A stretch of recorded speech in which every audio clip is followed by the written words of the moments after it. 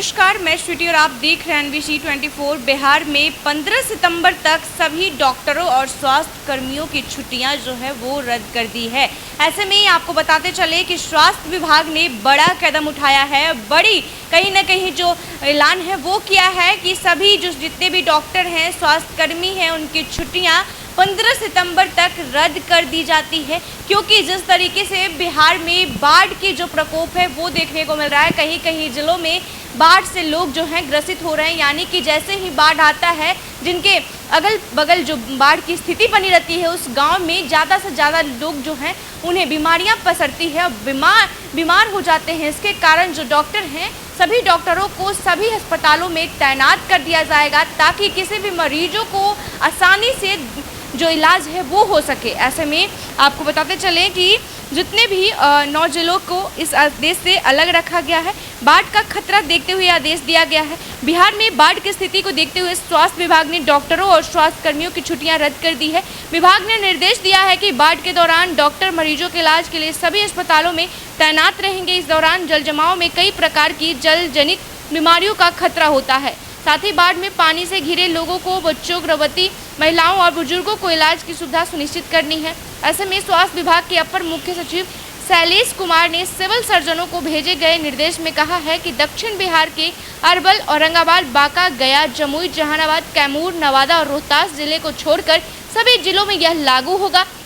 इन जिलों को छोड़कर अन्य जिलों में पदस्थापित सभी चिकित्सा पदाधिकारी, स्वास्थ्य कर्मी, नियोजित सहित स्वास्थ्य प्रशिक्षक, पारा मेडिकल स्टाफ, जीएनएम, एएनएम, सल्क कक्ष सहायक, लैब टेक्नीशियन और कार्यालय परिचारी की सभी प्रकार की छुट्टी रद्द कर दी जाती है। गौरतलब है कि बिहार में बाढ़ के हालात कई जिलों में बने हुए हैं। प्रदेश की नदियों में उफान है। कोसी, सीमांचल और चंपारण समेत कई ऐसे क्षेत्र हैं जहां गांव जलमग्न दिखने लगे हैं। नदियों का जल स्तर जहां घट रहा है, वहां कटाव का संकट गहरा रहा है। आए दिन कई घर मकान नदी में विलीन होने की सूचना सामने आ रही है। बिहार में अभी बारिश का दौर पिछले कुछ दिनों से थमा हुआ है। मौसम विभाग का पूर्वानुमान है कि कुछ दिनों के बाद मानसून अपनी रफ्तार और तेज करेगा। इस स्थिति में बाढ़ का संकट और अधिक गहरा सकता है। इसलिए लेकर अस्पतालों में अभी से ही अलर्ट मोड पर रखा गया है। बता दें कि बाढ़ का संकट गहराने के बाद कई तरह की बीमारियां बाढ़ ग्रस्त इलाके में पांव पसारती है। ऐसे समय में स्वास्थ्य विभाग की टीम को अलर्ट मोड पर रहने की जरूरत है।